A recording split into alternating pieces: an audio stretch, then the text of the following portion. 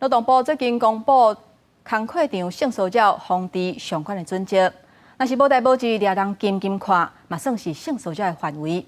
不过，有民间团体认为讲，这条恐惊是真好提出证据。不过，立体内底要适当提醒大家，这种行为可能会触犯工课场的性骚扰。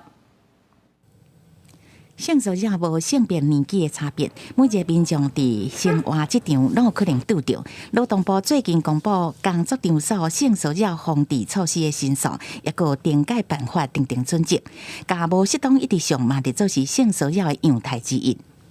那零次的部分是这次加进来，是要综合判断的其中的一项，整个举动一定是整体来关照。如果发生了有相关的申诉的时候，有专业的调查的委员会去做相关的进一步的查证和处理。劳动部表示，性骚扰有主观加客观的因素，除了特异性、跟换性、宽细性这个性骚扰，准则内底嘛明定应该斟酌类型甲样态，包括到无适当一直讲上这个行为，这拢有可能触犯这场性骚扰。按过是不是成立性骚扰，爱搁看个案事实来认定。是只有言语上或者是态度上的这样子的东西会让人家认为说你是在性骚扰，而是你整体的就是给人家感觉它就是一个敌意的环境嘛。以前没有被列入，所以你根本就无法申诉。但是我想把它列在这个样态之一。很重要，其实真的就是一个教育跟一个宣导。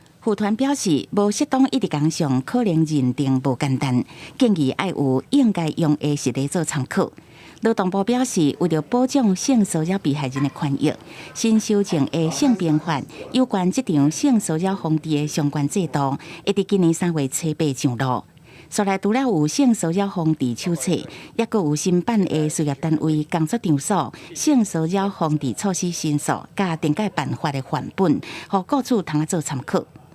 若做是恶意乌白申诉，雇主原来会当对申诉人进行适当的定改处理。